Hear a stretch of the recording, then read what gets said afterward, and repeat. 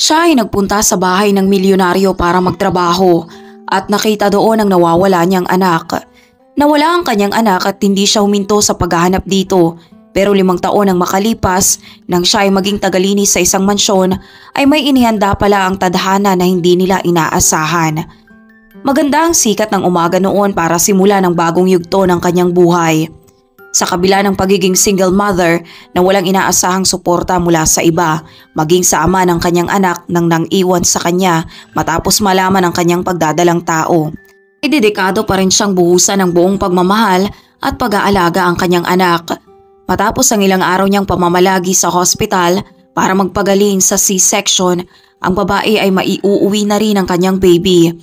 Nilisan ni Diane ang hospital, karga-karga ang kanyang baby na pinangalanan niyang Michael habang dinadala ang diaper bag at ilan niyang mga gamit. Habang naglalakad sa kalsada, ang kanyang emosyon bilang ina at ang responsibilidad na kaakibat nito ay sadyang pumuno kay Diane. Nananalangin na lamang siya na sana sa kabila ng kanyang pinagdadaanan sa ngayon ay magiging maayos din ang lahat sa bandang huli. Nang sa hindi inaasahan, isang mabilis na itim na kotse ang biglang napahinto malapit sa kanya. Bago pa siya makapag-react ay isang lalaki ang nagmamadaling bumaba ng kotse na agad siyang binalutan ng itim na hood sa ulo. Ang babae ay labis na natakot, lalo na nang may biglang kumuha ng kanyang anak. "Ibalik niyo ang anak ko!"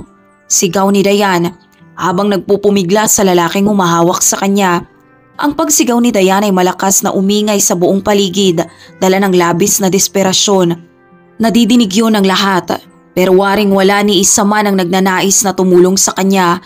Nagpumiglas siya ng buong lakas nang bigla na lamang may humampas sa kanyang ulo ng malakas na ikinawala ng kanyang malay. Namulat na lamang siya na nasa mismong kalsada pa rin yun. Ang kanyang ulo ay sumasakit maging ang kanyang tahi mula sa pinagdaanan niyang C-section. Sobrang hapdi ng kanyang nararamdaman pero walang sinabi yon sa sakit na manakawan ng isang anak. Dala ng desperasyon, ang babae ay nagsimula ng manakbo para harangin ang bawat taong kanyang nakakasalubong. "Kinuha nila ang aking anak!" Naiiyak na sigaw ni Diane. "Parang awa niyo na, ninakaw nila ang anak ko. Pakiusap po, tulungan niyo po ako." Umaasa si Diane ng simpatsya at awa sa mga tao, pero wala ni isa man ang pumansin sa kanya. Ang sakit na kanyang nararamdaman ay isang iyak ng pagmamakaawa na halos mapaluhod na siya sa gilid ng kalsada. Dinadama ang unti-unting pagpatak ng ulan hanggang sa ang patak ng ulan ay humalo na sa kanyang luha. Ang kaawa-awang ina ay napatingin na lamang sa langit, humihiling ng himala na magpapabalik sa kanyang nawawalang anak. Siya ay nabasa ng ulan habang nakaluhod, kasabay ng tuluyang pagkadurog ng kanyang pagkatao. Sa nakalipas na 5 taon ay hindi pa rin nagsawa si Diane sa paghahanap sa kanyang anak, pero ang tadhana na mismong nagbigay ng daan na dapat niyang tahakin. Isang daan na hindi niya lubos na inaasahan. Si Diane simulat sa pool ay isang mabuting tao, mapag-alaga at may malaking puso na napupuno ng pagmamahal. Hanggang sa makilala ni Diane ang lalaking kanyang naging Prince Charming, na isa palang gagong lalaki na nagawa siyang abandonahin sa panahon ng kanyang pangangailangan. Si Diane noon ay nagtiis sa bawat sakit ng pag-iisa at halos lamunin siya ng kanyang emosyon. Umiinom na lamang siya ng medikasyon noon para mapawi ang sakit na kanyang nadarama, pero mukhang hindi ito umuubra. Ang bawat gabing bangungot na bumabagabag sa kanya ng maraming beses ay hindi na nawala pa. Madalas siyang magising na lang ng sumisigaw, mabilis ang tibok ng puso at nanginginig ang kamay. Sadyang hindi naging madali ang kanyang buhay, lalo't galing siya sa isang broken family at wala pa siyang kapatid.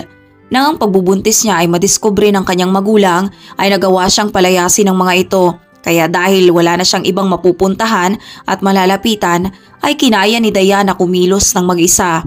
Nagsikap sa mga trabahong may bababang sahod para masuportahan ang kanyang pangangailangan.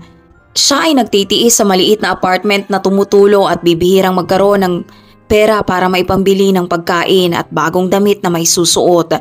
Mas pinahirap pa ito ng bawat gabing hirap niya sa pagtulog, dala ng labis na pag-iisip sa kanyang anak. Ang pag-asa na makikita pa rin niya ang kanyang anak ang siyang nagiging lakas na lang niya para kumilos. Sa kabila ng bawat hamon niyang kinakaharap, si Diane kailanman ay hindi nawala ng pananampalataya. Nagpatuloy siya sa pagtatrabaho, pilit na nag-iipon ng pera. para makabayad sa isang detective na siyang mag-iimbestiga at maghahanap sa kanyang anak. Determinado si Dayan na makipaglaban hanggang katapusan. Nang mapaalis siya sa huli niyang pinagtatrabahuan, ay naganap siyang muli ng mapapasukan sa ad page ng isang dyaryo. Dito ay pumukaw sa atensyon niya ang isang alok ng pagtatrabaho sa hindi malamang kadahilanan ay kakaiba ang kanyang nararamdaman. Isang mayamang pamilya ay naghahanap ng tagapaglinis sa kanilang mansyon. Ang sahod na inaalok ay malaki ng sadya kaya mahirap itong tanggihan. At oportunidad na rin ito para kay Dayan na mas makapag-ipon pa. Dala ng pusong napupuno ng pag-asa, ay sinuot na ni Dayan ang pinakamaayos niyang damit, nagsuklay ng maayos at tinawagan ng numerong nakalagay sa nasabing ad. Agad na rin siyang pinatawag sa isang interview. Maya-maya pa ay ganap nang nakarating si Dayan sa nasabing address at sadyang natigilan siya sa mansyong kanyang nabungaran. Napapaisip na lamang siya kung ano ba ang pakiramdam na manirahan at lumaki sa ganong kalaki at kagarang tahanan. Kinakabahan naman siya dahil ang normal na pagkakaunawa niya sa mayayamang mga tao ay istrikto at mapagmataas sa kapwa. Ito muna ang kanyang isinantabi at marahang pinindot ang doorbell sa gilid ng malaki at matataas na gate. Siya ay pinagbuksan naman ng isang makisig na lalaki na may asul na mga mata at nakakahawang ngiti. "Ikaw ba si Dayan? Yung nakausap ko sa phone kanina? Ako nga pala si James, ang ama ng anak na iyong aalagaan. Pasok ka." Matapos papasukin at sinabayan na ni James si Dayan papasok ng mansyon. Ang bawat kwarto ay sadyang magara na maayos na nadekorasyon na ng magagandang artwork at fine furnitures na mas lalo pang nagpakaba kay Dayan. Sila ay dumako na sa sala kung saan isinagawa ni James ang pag-interview. Pinilit naman ni Dayan na maging kalmado sa bawat pagsagot ng katanungan nang mapatingin ito sa lalaking nag-i-interview sa kanya at mapatulala na lang. Ang gwapo niya naman, mukhang mabait pa, bulong ni Dayan sa kanyang isip. Sadyang ibang-iba si James sa mga ibang mayayaman na kanyang nababalitaan. Hindi ito arrogante o salbahe gaya ng kanyang inaakala. Ang milyonaryo ay agad nagtanong may kinalaman sa kanyang karanasan at kakayahan at sinabi naman ni Dayan ang lahat, maging ang pagmamahal niya sa mga bata. Agad ipinaliwanag ni James na hanggat maaari ay nais niya munang manatili sa bahay para mas makasama ang kanyang anak. 5 taon pa lang ang anak ko at ayokong malampasan ang yugtong ito ng kanyang buhay. Hindi lang kaya ng asawa ko na si Jessica na alagaan ang aming anak. Madalas siyang umaalis. Si Dayan ay pilit na inunawa ang dynamics ng pamilya at kung paano niya ito pangahawakan. Ilang sandali pa ay dumating na si Jessica kasama ang bata niyang anak. Isang eleganteng babae na alam mong pinaganda ng angkin nitong yaman at karangyaan. "Ikaw ba yung mag-aalaga sa anak namin?" "Siya ito, kunin mo na." Si Dayan naman ay agad nang napatugon. "Ini-interview pa po ako ni Sir, Ma'am." "Wala akong pakialam, basta't kunin mo na, ngayon na." Agad na ring umalis si Jessica. Si James ay napailing na lang. "Pasensya ka na sa asawa ko ha, stress lang siya kaya ganyan." Hindi ko nga maintindihan bakit malayo ang loob niya sa anak namin. John nga pala ang pangalan niya. Ang bata naman ay nagmamadaling naglakad at yumakap sa bago niyang tagapag-alaga. Si Dayan naman ay waring nakadama ng kakaibang koneksyon sa batang kanyang kinarga at iniupo sa kanyang hita. "Mukhang naging malapit agad sa'yo ang anak ko." "Sa'yo lang yan, hindi yang ganyan sa iba." Pagkukomento ni James sabay ngiti. "Mapagmahal lang po kasi talaga ako sa mga bata. Kaya ganun din sila sa akin." Sagot naman ni Dayan habang nilalaro si John. Si James ay naagawang ipagpatuloy ang naudlot niyang interview. Sa tagal na yon ay waring nakadama si Dayan ng pagkakomportable. Sadyang masarap kausap ang kanyang amo at hindi niya maiwasang hindi ito tingnan. "Alam mo, napahanga talaga ako nung papanong nakabuo ka kaagad ng koneksyon sa aking anak. Kaya tinatanggap na kita bilang tagapag-alaga ng anak ko." "Naku, maraming salamat po Mr. James." Sa sumunod na araw ay nagbalik na si Dayan sa mansyon para makapagsimula na ng trabaho. Sadyang pinaglaanan naman ni Dayan ang kanyang trabaho ng buong pagmamahal at dedikasyon. Sobrang saya niya na maalagaan ang batang si John na sadyang ikinaliligaya ng kanyang puso. Wari mong naging tunay na ina si Dayan ng bata na sadya namang hinangaan ni James. Napagmasdan niya kung paanong magsaya ang kanyang anak habang nilalaro ang tagapag-alaga nito. Tinuturuan itong sumulat, kinikwentuhan bago matulog. Hindi matago ni James ang labis niyang paghanga at kasiyahan sa nakikita niyang magandang koneksyon sa pagitan ng dalawa, malayong malayo kay Jessica na walang kaamor-amor sa bata, na halos iritable itong lapitan at alagaan kahit na saglit lamang, na siya namang ikinabagabag ni James. Naging pagtatalo na rin ito ng mag-asawa kung minsan. Ano bang problema mo? Ba't ba parang ang layo ng loob mo sa anak natin? Pagalit na sambit ni James sa kanyang asawa na agad naman siyang sinagot. Ano ngayon? Lagi ka rin namang wala, diba? Kaya nga may tagapag-alaga na tayo eh. Bukas ay pupunta ako ng Greece kasama ng aking mga kaibigan. May 1 buwan din akong mawawala at wala akong madidinig na kahit anong reklamo mula sa'yo. Aalis ka na naman ng basta-basta? Paano naman si John? Hayaan mo na siya sa nani niya. Hindi ako mag-uubos ng oras ko para mag-alaga lang ng bata. Gusto ko pang mag-enjoy sa buhay at mag-relax. Pataray na sagot ni Jessica na waring walang pakialam sa matinding galit na nararamdaman ng kanyang asawa. Ang paglisa ni Jessica ay mas lalo pang nagpatindi sa galit ni James, pero kailangan niyang maging matibay at malakas. Maigi na lamang at ang wagas na pagmamahal ni Diane kay John kung papaano niyang alagaan ito ng sobrang apeksyon at atensyon. Sa pagdaan ng araw ay naobserbahan niya kung papaanong tratuhin ni Diane ang kanyang anak ng buong puso. Bukod doon ay nagagawa na ring alagaan ni Diane si James sa paraan na nagagawa niya itong ipagluto ng masasarap na pagkain. At ang simpleng mga paggawi nito ang naging dahilan ng unti-unting pagkahulog ni James sa kanya. Itinatago niya lamang ang kanyang damdamin dahil siya'y may asawa na. Pero ang koneksyon ng dalawa ay naging natural na sa bawat araw na nagbigay ng magandang atmosfera sa kanilang tahanan. Maraming salamat sa pag-aalaga mo sa anak ko. Ikaw ang nagdala ng bagong liwanag sa malaking tahanan na ito. May ngiting sambit ni James. Ikinararangal ko pong makatulong, Mr. James. Matalino at masigla pong bata si John at masaya po kong alagaan siya. Sinsero namang tugon ni Diane. Ang puso ng negosyante ay nagbabago na. Habang tumatagal ay nakikita niya ang kanyang sarili na tanging si Diane lamang at ang kanyang anak ang kanyang nakakasama. Isang beses habang nakikipaglaro si Diane sa bata ay umuwi namang bigla si James ng bagong gupit na mas lalo nitong ikinagwapo. Nang makita ito ni Diane ay hindi niya naiwasang mapatulala at mapaisip.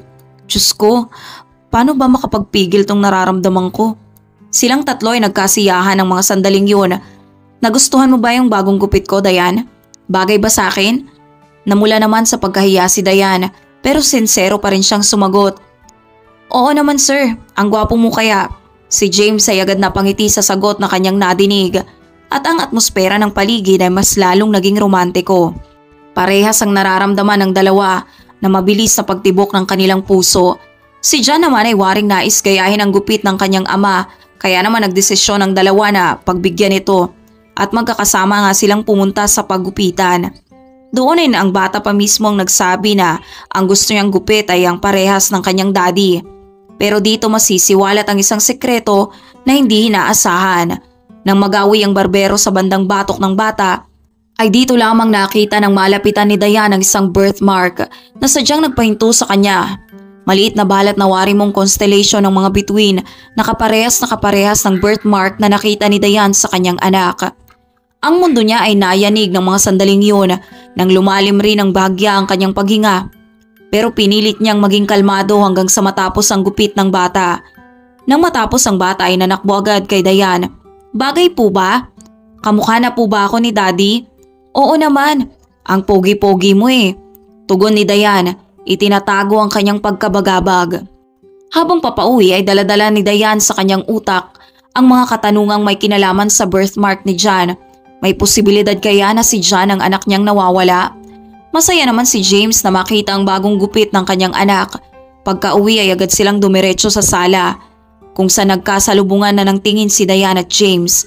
Kailangang malaman ni Diane ang katotohanan, pero natatakot siyang gawin ito lalo't malamang makakaapekto ito pag nagkataon sa relasyon niya hindi lamang kay John kundi maging kay James. Si Diane ay naguguluhan kasabay ng pagkahulog niya sa kanyang amo ay ang pagkakanais niya na malaman kung totoo ba ang kanyang nasa isip. Kinagabihan ay nagawa pang patulugin ni Diane ang bata. Pagkatapos ay dumiretso naman siya sa kusina para maganda ng kanyang mga gamit papaalis. Pero bigla na lamang umulan sa labas na sumabay pa sa kakaibang emosyong kanyang nadarama kalakip ng labis na pagdududa. Si James naman ay dumating. Oh, papaalis ka na ba? Si Dayan naman ay napayuko na lamang, umiiwas na mapatingin ng matagal sa gwapong datingan na yon ng kanyang amo. Oo, tulog naman na si John, kaso inabutan pa ako ng ulan. Tugon ni Dayan. Maraming salamat talaga sa'yo. Sa lahat ng ginagawa mo sa amin. Alam kong hindi madali pero sobra-sobrang pag-aalaga na nararanasan ko at ang aking anak mula sa'yo. Namula naman sa pagkahiya si Dayan. Sabay tingin ito sa kanyang amo ng may admirasyon. Maraming salamat Mr. James. Nag-aalala lang ako sa inyo. Gusto ko lang maging maayos yung bata sa lahat ng paraan hanggat maaari. James na lang. Wag nang Mr. James. Sa puntong yon, sa hindi nila maipaliwanag na dahilan, ay dahan-dahan nilang nilapitan ang isa't isa. Nagkalapit ang kanilang mga labi. Nadama ang paghinga ng bawat isa at sa puntong yon ay hindi na maiwasan na nagdampi ang kanilang mga labi ng tuluyan. Isang paghahalikan na napupuno ng emosyon at damdamin hanggang sa mapaatras na lang bigla si James. Patawad, hindi ko sinasadya. Dito napaiyak si Diana sadyang pinangambahan ni James. Iniisip na may nagawa siyang hindi maganda at hindi nito nagustuhan. Bakit? Anong problema? Ba't ka umiiyak? Nang mga oras na yun ay nagawa ng maikwento ni Diana ang buong istorya ng kanyang nakaraan mula sa pag-iwan sa kanya ng kanyang asawa at pamilya hanggang sa pagkawala ng kanyang anak. Agad na niyakap ni James si Diana ng mahigpit hanggang sa madama ni Diana ang tibok ng kanyang puso. Nagawa ring ipaliwanag ni Diane kay James ang idea na bumabagabag sa kanya kanina pa. May kinalaman sa birthmark ni John. Nais matukoy ni Diane kung si John ba ay ang kanyang anak o hindi. Hindi mo maaalis sa akin ang magduda, James. Ang balat ni John ay kaparehas ng sa aking anak at parehas din ang kanilang edad. Nang suriin ni James ay agad din siyang nagtaka. May papaliwanag nito ang pagkakalayo ng loob ni Jessica sa bata. At ang matinding koneksyon na namamagitan kay John at Diane. Dagdag pa na kung titingnan ay magkahawig din si Diane at ang bata. Si James ay sadyang nabigla pero kalmado pa rin na tumugon. Ganun ba? Nakikita ko kung saan ka nang gagaling. Huwag kang mag-alala. Isasama kita sa pagtuklas ng katotohanan kung si John nga ay yung anak o hindi. Maraming salamat. Wala akong balak na sirain ang pamilya nyo. Pero hindi ko pwedeng palampasin ang ganitong pagkakataon. Sabay nilang napagdesisyonan na harapin ang misteryong bumabalot sa bata nang mas mapanatag ang kanilang nararamdaman.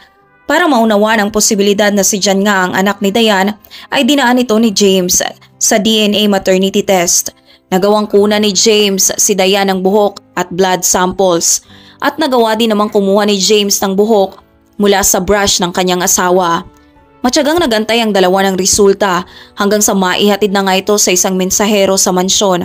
Si James, kahit na kinakabahan, ay nanguna sa pagbabasa ng resulta. Binuksan niya ang envelope, sinuri ito hanggang sa tila huminto ang mundo sa kanyang paligid. Ang resulta ay nagpositibong nagsasabing si Diane nga ang tunay na ina ni John. Negatibo naman ang naging resulta para kay James at ang kanyang asawa. Si Diane ay naiyak ng sobra. Hindi makapaniwala sa kanyang natuklasan. Si James naman kahit nalilito pa ay agad nilapitan si Diane. Hinalikan nito at niyakap ng mahigpit. Aalamin nating parehas kung papaanong nangyari to. Huwag kang mag-alala. Pagdating ni Jessica mula sa pagbabakasyon ay wala itong kaalam-alam sa lahat ng naging kaganapan. Oh, katulong. Andyan ka pala. Ikuha mo nga ako ng wine at magre-relax muna ako. Hindi pupunta si Diane kahit saan, Jessica. Anong masasabi mo dito? Seryosong sambit ni James habang inilalantad ang hawak niyang DNA result. Sinubukan ni Jessica ang gumawa ng dahilan. Pilit siyang nagsisinungaling para malinlang muli si James. Pero hindi na ito naging epektibo. Nang subukan ni Jessica na halikan ang kanyang asawa, ay kusa na itong umiwas. Napilitan na lang si Jessica na umamin nang takutin siya ni James na tatawag siya ng mga otoridad para imbestigahan ang pangyayari. Inaamin ko na. Nagawa kong nakawin sa isang babae noon na kalalabas pa lamang ng hospital ang daladala niyang baby at yun ang pinakilala ko sa'yo bilang anak. Nagpanggap lang akong buntis. Hindi ko hahayaan na masira ang maganda kong katawan sa pagdadalang tao at panganganak, James. Sana naman maunawaan mo ko. Kailangan ko ang kasal natin at ikaw para ma-enjoy ko rin ang aking buhay. Sira ulo ka. Ninakaw mo ng 5 taon ang anak ko na malayo sa tunay niyang ina. Sinubukan ni Jessica na manakbo pero mabilis itong naharangan at nahawakan ni James. Agad na silang nagtawag ng pulis at nagawa ng mapagbayaran ni Jessica ang kanyang kasalanan. Matapos mahatulan at makulong ni Jessica ay ganap nang nakapag-issue si James ng divorce na agad din itong naisaligal. Dito na nagkaroon ng oportunidad si James na maikasal muli sa babaeng ngayon ay tunay niyang minamahal. Isang babae na nais niyang makasama habang buhay. Sila ay ganap nang naikasal at ganap ring nabiyayaan ang sarili nilang anak. At ang buhay nila simula noon ay mas naging masaya at masagana pang higit kaysa dati. Naranasan ni James ngayon ang saya na hindi niya naranasan dati.